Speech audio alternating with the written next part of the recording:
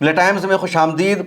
ममता बनर्जी और उनकी party TMC ने वेस्ट बंगाल में हार मानने से इनकार कर दिया है।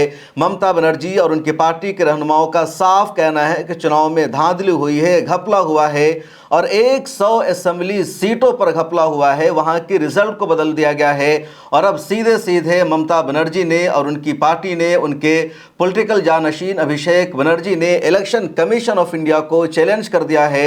ममता बनर्जी का कहना है 100 सीटों पर रिजल्ट को बदला गया है। इलेक्शन कमीशन ऑफ इंडिया से सीसीटीवी फुटेज देने की मांग की गई है। उसके अलावा कहा जा रहा है 17C फॉर्म मैच नहीं कर रहा है, ईवीएम को बदला गया है और भी कई संगीन इल्जाम लगाए गए हैं। और अब ममता बनर्जी ने सड़कों पर उतरने का ऐलान कर दिया है, उनकी पार्टी के नेताओं ने ऐलान कर दिया है और साफ कहा जा रहा है टीएमसी की तरफ से कि जो रिजल्ट आया है वो इलेक्शन कमीशन ऑफ इंडिया का अपना रिजल्ट है, अवाम का दिया हुआ रिजल्ट नहीं है। अवाम ने जो वोट किया है उसके मुताबिक वेस्ट बंगाल का रिजल्ट नहीं आया है। उधर ममता बनर्जी ने अपोजिशन के तमाम नेताओं के साथ अब बातचीत करना शुरू कर दिया है और कहा जा रहा है कि अपोजिशन के तमाम रहनुमा मिलकर इस चुनाव को चैलेंज करने वाले हैं, इसके खिलाफ तहरीक चलाने जा रहे हैं। अखिलेश यादव के बारे में खबर आ रही है कि आज वो कोलकाता पहुंच सकते हैं, उद्धव ठाकरे पहुंच रहे हैं, अरविंद केजरीवाल पहुंच रहे हैं, राहुल गांधी ने भी अब अपना नजरिया बदल लिया है और वो भी ममता बनर्जी का साथ देने वाले हैं इस लड़ाई में। अभिषेक बनर्जी ने बाकायदा मीडिया से बातचीत की, इलेक्शन कमीशन ऑफ इंडिया को चैलेंज कर दिया और कहा ये जो रिजल्ट आया है 100 सीटों पर सीधा सीधा घपला हुआ है, घोटाला हुआ है। अभिषेक बनर्जी ने इलेक्शन कमीशन ऑफ इंडिया को चैलेंज करते हुए 100 असेंबली सीटों की जो काउंटिंग हुई है उसका सीसीटीवी फुटेज मांगा है। उन्होंने कहा कि खासतौर पर 12 बजे से शाम के 6 बजे के दौरान की जो सीसीटीवी तस्वीरें हैं, जो फुटेज है, वो हमें दिखाई जाए, पेश की जाए और हम मीडिया के सामने दिखाएंगे। उससे पता चल जाएगा कि किस तरह काउंटिंग में घोटाला हुआ है, करप्शन हुआ है। उसके अलावा अभिषेक बनर्जी ने यह भी इल्ज़ाम लगाया कि 17C फॉर्म ज़्यादातर ईवीएम से मैच नहीं कर रहा था। 17C फॉर्म क्या है और क्यों इसका ईवीएम से मैच करना ज़रूरी है, ये आगे मैं आपको बताने वाला हूँ। तीसरा इल्ज़ाम अभिषेक बनर्जी ने लगाया कि जो ईवीएम काउंटिंग सेंटर पर थी उनमें से ज़्यादातर की जो बैटरी है वो 90% चार्ज थी, कुछ ईवीएम 100% चार्ज थी और ये पॉसिबल नहीं हो सकता क्योंकि अगर आप मोबाइल यूज़ करते हैं और अगर आप दिन भर मोबाइल यूज़ करेंगे तो मोबाइल की बैटरी 100% चार्ज नहीं रह सकती है। 30% बैटरी रह सकती है, 20% रह सकती है। लेकिन वोटिंग के दिन दिन भर ईवीएम मशीन का इस्तेमाल हुआ और उसके बाद जब काउंटिंग के लिए उन मशीनों को ओपन किया गया तो बैटरी फुल चार्ज थी और यही इस बात का इशारा है, बल्कि इस बात का सबूत है कि ईवीएम को चेंज किया गया। वोटिंग के दिन दूसरी मशीन थी और काउंटिंग के दिन दूसरी मशीन लाई गई। क्या कुछ कहा है अभिषेक बनर्जी ने, आप सुनिए। अगर जनादेश है तो भाई आपने देखा ना, काउंटिंग सेंटर से तृणमूल के लोगों को भगाया गया मार के। वो सारे सीसीटीवी फुटेजेस रिलीज करे। भाई इलेक्शन कमीशन कुछ भी करते हैं तो आप लोगों को मीडिया में दे देते हैं रिएक्शन व्हाट्सएप ग्रुप में, तो सीसीटीवी फुटेजेस रिलीज कर दे कि काउंटिंग सेंटर में नहीं हुआ है, हम मान लेंगे जनादेश। मेरा चैलेंज है कि सीसीटीवी फुटेज काउंटिंग सेंटर का मैं 100 ऐसे देता हूं आपको, एसी इलेक्शन कमीशन 10 रिलीज कर देता है। काउंटिंग सेंटर का पूरा दिन का सीसीटीवी फुटेज खास करके 12 बजे के बाद से 6 बजे तक का 6 घंटा रिलीज कर दे। मैं आपको कंप्लेंट का कॉपी देता हूं जहां पे 17C में जो ईवीएम रिकॉर्ड हुआ था और जो काउंटिंग टेबल में जो ईवीएम आया दोनों अलग मशीन है, सीरियल नंबर मैच ही नहीं कर रहे। मैं देता हूं आपको, चिट्ठी भेजता हूं मीडिया ग्रुप में अभी।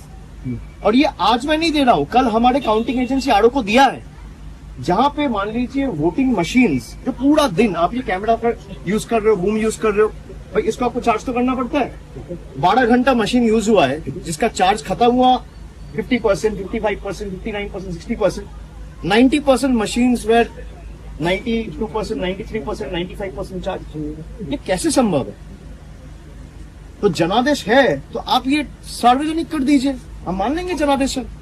और जनादेश चाहे तृणमूल को 80 सीट मिले, 8 सीट मिले, 100 मिले, 150 मिले या 2 मिले, भाई हम वो सर झुका के लोग जो आदेश देंगे हम वो मानेंगे और लोकतंत्र का यही खासियत है। लेकिन जिस तरीके से आपने माहौल बना के लोगों को वोटर लिस्ट से बाहर करके जोर जबरदस्ती कभी ईडी, कभी सीबीआई, कभी एनआईए से जिनको नोटिस दिया, और ऐसे भी लोग हैं जो काउंटिंग एजेंट्स थे कल, उनको भी नोटिस दिया ताकि वो काउंटिंग में नहीं जा पाए। खाली आप चुनाव आयोग को बोलो कि भाई मैं 100 नाम देता हूं, आप 12 से लेके 6 बजे तक का सीसीटीवी फुटेज रिलीज कर दो। सीसीटीवी तो था ही, मैं गलत प्रूव हो जाऊंगा, आपके सामने आके माफी मांग लूंगा। आपने सुना अभिषेक बनर्जी को, और ये सीधा सीधा इलेक्शन कमीशन ऑफ इंडिया को उन्होंने चैलेंज कर दिया है और मीडिया के सामने सबूत दिखाने का मुतालबा कर दिया है। इससे पहले ममता बनर्जी ने रिजाइन देने से ऐलान कर रखा है। ममता बनर्जी ने कल ही प्रेस कॉन्फ्रेंस करके कहा कि अवामी तौर पर, अखलाकी तौर पर उनकी जीत हुई है और बीजेपी की जीत इलेक्शन कमीशन ऑफ इंडिया का नतीजा है, इसलिए मैं रिजाइन देने वाली नहीं हूँ, मैं इस्तीफा देने वाली नहीं हूँ। सुप्रीम कोर्ट भी मामला पहुंचने वाला है। उधर इलेक्शन कमीशन ऑफ इंडिया के बाहर धरना शुरू होने जा रहा है। ममता बनर्जी ने पूरे रहनुमा के साथ, वर्कर्स के साथ पूरे वेस्ट बंगाल में एहतजाज करने का ऐलान कर रखा है और ममता बनर्जी के इन ऐलानात के बाद बीजेपी के मंसूबे पर फिलहाल पानी फिर गया है। कहा जा रहा है कि वेस्ट बंगाल में चुनाव जीत कर भी बीजेपी के लिए सरकार बनाना आसान नहीं है और कहा जा रहा है, सोशल मीडिया पर तबसरा हो रहा है कि ये ममता बनर्जी है, आयरन लेडी है, कोई तेजस्वी यादव नहीं है या नीतीश कुमार नहीं है, अखिलेश यादव नहीं है, उद्धव ठाकरे नहीं है, राहुल गांधी नहीं है, जिनको बीजेपी हल्के में ले लेती है और जिनकी हर कोशिश को बीजेपी नाकाम बना देती है, बल्कि ममता बनर्जी है जो बीजेपी पर हमेशा भारी पड़ जाती है। और इस मर्तबा भी ममता बनर्जी ने जिस तरह सीधे इस्तीफा देने से इनकार कर दिया है, सीएम की कुर्सी छोड़ने से इनकार कर दिया है और इलेक्शन कमीशन ऑफ इंडिया को लगे हाथ चैलेंज कर दिया है, बीजेपी के मनसूबा पर पानी फिरने वाला है।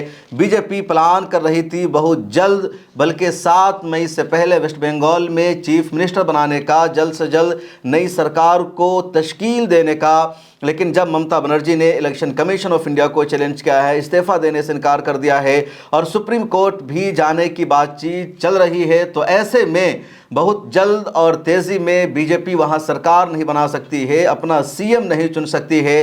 बीजेपी ने अमित शाह को वेस्ट बंगाल में सीएम चुनने की जिम्मेदारी दी है, लेकिन अमित शाह के लिए अब वेस्ट बंगाल में सीएम चुनना, सरकार बनाना आसान नहीं होगा और नई मुश्किलें शुरू होने वाली है। ममता बनर्जी ने जिस तरह इलेक्शन कमीशन ऑफ इंडिया को चैलेंज कर दिया है और 17 सीट पर सवाल उठा दिया है, ये सबसे बड़ा मामला है और अगर सुप्रीम कोर्ट ये मामला जाता है तो यहाँ दोबारा काउंटिंग का फैसला भी हो सकता है। हालांकि एसआईआर के मामले में सुप्रीम कोर्ट ऑफ इंडिया से ममता बनर्जी को इंसाफ नहीं मिल सका था। खुद ममता बनर्जी सुप्रीम कोर्ट गई थी, इसके बावजूद भी सुप्रीम कोर्ट ने ममता बनर्जी की पिटीशन को सीरियस नहीं लिया। आवाम का जो मुतालबा था उसको सीरियस नहीं लिया गया।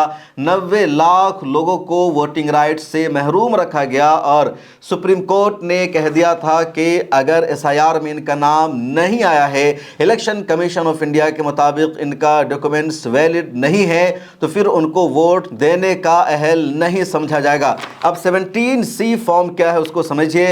इस फॉर्म का मतलब होता है अकाउंट ऑफ वोट्स रिकॉर्डेड। दरअसल वोटिंग के दिन सबसे अहम किरदार होता है प्रिसाइडिंग ऑफिसर का और प्रिसाइडिंग ऑफिसर ही 17C फॉर्म तैयार करता है, जिस पर पूरा डेटा रहता है कि ईवीएम का सीरियल नंबर क्या है, इस पोलिंग बूथ पर टोटल वोटर्स कितने हैं, कितना वोट कास्ट हुआ है। तो ईवीएम का जो डेटा होता है वो डेटा 17C फॉर्म पर अपडेट किया जाता है ताकि जिस दिन काउंटिंग हो उस दिन इस फॉर्म को ईवीएम से मैच किया जाए और देखा जाए कि प्रिसाइडिंग ऑफिसर ने पोलिंग बूथ पर जो डेटा रिकॉर्ड किया था वही डेटा ईवीएम में महफूज है या नहीं है। अब जैसे टोटल नंबर्स ऑफ वोटर्स कितने हैं उस पोलिंग बूथ पर वो उसमें लिखा जाता है। उसके बाद नंबर ऑफ वोटर्स जिन्होंने वोट किया है, अपना वोट दिया है, वो वहाँ लिखा जाता है। उसके बाद कितने लोगों ने वोट नहीं किया है वो वहाँ लिखा जाता है। उसके बाद कितना वोट यहाँ पर यूज़ नहीं हो सका वो डेटा रहता है। ईवीएम का सीरियल नंबर क्या है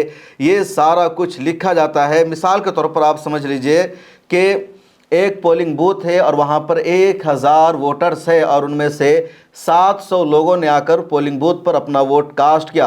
तो अब 17C फॉर्म ये बताएगा कि इस पोलिंग बूथ पर 1000 वोटर्स थे, 700 लोगों ने आकर वोट दिया है, 300 लोगों ने वहां पर वोट नहीं किया। उसके अलावा इस सीरियल नंबर की ईवीएम उस पोलिंग बूथ पर रखी हुई थी। अब काउंटिंग के दिन ज़रूरी है कि वहां 700 वोट ही काउंट हो, उससे ज़्यादा वोट काउंट ना हो, और जिस सीरियल नंबर की ईवीएम 17C फॉर्म में मौजूद है वही ईवीएम यहां पर होनी चाहिए। अब ममता बनर्जी के भतीजे अभिषेक बनर्जी ने इल्ज़ाम लगाया कि ज़्यादातर जो ईवीएम थी, मशीनें थी, वो 17C फॉर्म से मैच नहीं कर रही थी, ज़्यादातर की बैटरी फुल रिचार्ज थी। उसके अलावा वोटिंग के दौरान सीसीटीवी कैमरे को बंद कर दिया गया। 12 बजे से 6 बजे के दौरान ये सब खेला हुआ है, घपला हुआ है, ये अभिषेक बनर्जी ने इल्ज़ाम लगाया है, और इसमें कुछ ना कुछ सच्चाई भी बताई जा रही है। अगर आपको याद होगा, मिलर टाइम्स को आपने देखा होगा रिजल्ट के दौरान, या सिर्फ मिलर टाइम्स नहीं, तमाम चैनलों पर शुरू के 2 घंटे में टीएमसी की लीड को दिखाया जा रहा था। टीएमसी आगे चल रही थी, लेकिन जैसे ही 10 बजता है उसके बाद टीएमसी पीछे हो जाती है और बीजेपी धड़ाधड़ आगे बढ़ने लगती है। ये ऐसा क्यों हुआ, उसका बैकग्राउंड भी ज़रा सा आप यहाँ पर समझ लीजिए। दरअसल जब काउंटिंग शुरू होती है तो शुरू में काउंटिंग की रफ्तार धीमी होती है, क्योंकि वीवीपैट को हर एक वोट से मैच किया जाता है, और जब वीवीपैट को हर एक वोट से मैच किया जाता है तो काउंटिंग में ताख़िर होती है, और जब वीवीपैट को मैच नहीं किया जाता है तो फिर काउंटिंग की रफ्तार तेज़ हो जाती है। अब जब सुबह में काउंटिंग शुरू हुई तो पहले वीवीपैट को मैच किया गया और ममता बनर्जी को लगातार बढ़त मिल रही थी। जब आप वोट डालने जाते हैं किसी भी पोलिंग बूथ पर तो वहां 2 मशीन होती है, एक ईवीएम होती है जहां आप बटन दबाते हैं, उसके बाद एक और वहां पर मशीन होती है जिसको वीवीपैट कहा जाता है, और उस मशीन से एक पर्ची निकलती है। वहां स्क्रीन पर भी डिस्प्ले होगा और पर्ची भी निकलेगी। वो इस बात का सबूत होता है कि आपने मशीन पर जिस चुनाव चिन्ह पर, जिस पार्टी पर अपना बटन दबाया है, जिसको वोट क्या है उसी को वोट गया है, किसी और को नहीं गया है, ताकि आप देख सके, आपको इत्मीनान हो जाए। प्रिंटेड एक स्लिप निकल जाती है, इसी को वीवीपैट कहते हैं। अब जब वोटों की काउंटिंग होती है तो सुप्रीम कोर्ट के फैसले के मुताबिक हर एक असम्बली हल्का में 5 पोलिंग बूथ की जो ईवीएम है उसकी काउंटिंग वीवीपैट से मैच करके की जाती है। उसके बाद धड़ाधड़ काउंटिंग शुरू हो जाती है। अपोजिशन पार्टियों ने पिछले दिनों सुप्रीम कोर्ट ऑफ इंडिया से अपील की थी, मुतालबा किया था कि टोटल 50% वीवीपैट मैच होना चाहिए ईवीएम से। सुप्रीम कोर्ट ऑफ इंडिया ने इसको खारिज कर दिया था और कहा था कि 5 मशीनों की, या कह लीजिए 5 पोलिंग बूथ की जो काउंटिंग मैच होती है वीवीपैट से काफ़ी है, इसके अलावा को अलाउ नहीं किया जा सकता, वरना काउंटिंग में काफ़ी वक्त लग जाएगा, काफ़ी ताख़िर होगी। अब यही हुआ, जैसे वेस्ट बंगाल में काउंटिंग शुरू हुई तो शुरू के 2 घंटे में हर एक ईवीएम, या कह लीजिए हर एक असम्बली हल्के में 5 पोलिंग बूथ पर जो ईवीएम थी वो वीवीपैट से मैच हो रही थी, और जब वीवीपैट से वोट मैच हो रहा था तो टीएमसी का पलड़ा भारी था, टीएमसी को लीड मिल रही थी। लेकिन जैसे ही वीवीपैट से मैच होने का सिलसिला बंद हुआ, टीएमसी पीछे होने लगी, बीजेपी आगे बढ़ने लगी, और इसी के बाद यह अंदेशा बढ़ने लगा कि काउंटिंग में घपला हुआ है। इलेक्शन कमीशन ऑफ इंडिया की वेबसाइट पर भी सबसे ताख़ीर से वेस्ट बंगाल का डेटा ही अपडेट हो रहा था, असम का डेटा तेज़ी में अपडेट हो रहा था, केरल का डेटा तेज़ी में अपडेट हो रहा था, लेकिन वेस्ट बंगाल का जो रिज़ल्ट है इलेक्शन कमीशन ऑफ इंडिया की वेबसाइट पर बहुत ताख़ीर से अपडेट हो रहा था। और जो लोग वहाँ काउंटिंग सेंटर पर मौजूद थे, जिन लोगों ने देखा, उनका दावा यह है, उनका कहना यह है कि दरअसल काउंटिंग कई मरतबा रुक जा रही थी, दोबारा काउंटिंग कराई जा रही थी। अगर टीएमसी के उम्मीदवार की जीत हो रही थी तो री काउंटिंग का मुतालबा किया जा रहा था, और री काउंटिंग में बीजेपी के उम्मीदवार को जिताया जा रहा था। कई जगह पोलिंग बूथ की काउंटिंग हो रही थी और टीएमसी का लीडर आगे बढ़ रहा था, तो फिर उस रिजल्ट को नहीं माना जाता था, बल्कि सीसीटीवी कैमरे को बंद कर दिया जाता था, कभी लाइट काट दी जाती थी, और उसके बाद फिर जब काउंटिंग शुरू होती थी तो ऐसा लगता था बीजेपी आगे है, टीएमसी पीछे है। तो इस तरह के घपले का, करप्शन का दावा किया जा रहा है टीएमसी के नेताओं की तरफ से, और उसके बाद ही कहा जा रहा है कि 100 असेंबली हल्का पर रिजल्ट को बदल दिया गया है। सीसीटीवी फुटेज अगर आएगा तो सच्चाई सामने आएगी। अब election commission of India CCTV देगा या नहीं देगा ये कहना मुश्किल है। राहुल गांधी ने, कांग्रेस ने भी कर्नाटक, महाराष्ट्र और हरियाणा के चुनाव को लेकर इलेक्शन कमीशन ऑफ इंडिया से सीसीटीवी की फुटेज मांगी थी, लेकिन इलेक्शन कमीशन ऑफ इंडिया ने सीसीटीवी की फुटेज देने से इनकार कर दिया और बहाना यह बनाया गया कि महिलाएं भी वोट करने आती है और महिलाओं के पर्दे का मामला है, इसलिए पब्लिक में सीसीटीवी फुटेज नहीं दी जा सकती है। लेकिन उधर बंगाल से लगातार तस्वीरें सामने आ रही है जहां महिलाओं के साथ बदतमीजी की जा रही है। बीजेपी के वर्कर्स महिलाओं के सामने जय श्री राम के नारे लगा रहे हैं, उनका अपमान कर रहे हैं। वेस्ट बंगाल के मुख्तलिफ इलाकों में बुलडोजर के जरिए अब टीएमसी के दफ्तरों को तोड़ा जा रहा है, दफ्तरों को आग लगाया जा रहा है। पूरा वेस्ट बंगाल वायलेंस में, तशद्दुद में तब्दील हो गया है। एक वर्कर की हलाकत भी हो चुकी है। तो अब इस तरह की खबरें पूरे वेस्ट बंगाल से सामने आ रही है। लेकिन बीजेपी के लिए मामला आसान नहीं है। जिस तरह बीजेपी असम में आसानी से सरकार बना लेगी या पुडुचेरी में या दूसरी स्टेट में दूसरी पार्टी सरकार बनाएगी, वेस्ट बंगाल में उतना आसान नहीं होगा, क्योंकि मामला जब सुप्रीम कोर्ट पहुंचेगा या सड़कों पर आ जाएगा तो फैसला कुछ भी हो सकता है। सुप्रीम कोर्ट को भी अवाम के रद्द अमल को देखना होगा। अरविंद केजरीवाल ने तो खुलकर कहना शुरू कर दिया कि वेस्ट बंगाल में चुनाव नहीं हुआ था, पहले से जो फैसला था उसी फैसले को इलेक्शन कमीशन ऑफ इंडिया ने सुना दिया है। जो सबसे बड़ी बात है वो ये कि अब तमाम अपोजिशन रहनुमा इकट्ठे नजर आ रहे हैं, वो मुत्तहिद होने की कोशिश कर रहे हैं। वेस्ट बंगाल में कांग्रेस अलग थी, ममता बनर्जी के खिलाफ थी, लेकिन अब राहुल गांधी ने भी अपना स्टैंड बदला है और खुलकर ममता बनर्जी को सपोर्ट करने का ऐलान कर दिया है। अखिलेश पहले से उनके साथ खड़े हैं, अरविंद केजरीवाल उनके साथ खड़े हैं, उद्धव ठाकरे खड़े हैं, संजय सिंह लगातार ममता बनर्जी को सपोर्ट कर रहे हैं। अब देखिए अगले दिनों में क्या कुछ होता है। बीजेपी आसानी से सरकार बना पाती है या फिर ममता बनर्जी जो मनसूबा बना रही है, जो तैयारी कर रही है, अवाम के बीच जाने का जो फैसला है उसमें कितनी कामयाबी मिलती है। वैसे सोशल मीडिया पर कल मैंने एक पोस्ट किया था और मेरा वो ट्वीट आप स्क्रीन पर देख सकते हैं कि ये जो हुमायूं कबीर है इसको वेस्ट बंगाल में दोनों सीटों पर जीत मिल गई। और ईवीएम पर पहले मुझे शक था, दोनों सीटों पर इसकी जीत के बाद मुझे यकीन हो गया है कि ईवीएम में भी कुछ न कुछ शायद गड़बड़ी की जाती हो, क्योंकि हुमायूं कबीर की चौतरफा मुखालफत हो रही थी, कोई इसको वोट देने को तैयार नहीं था। इस पर तो अंडे बरसाए जा रहे थे, इसको लोग जलील कर रहे थे, जहां इसकी सभा होती थी वहां लोग इसके खिलाफ नारे लगा रहे थे।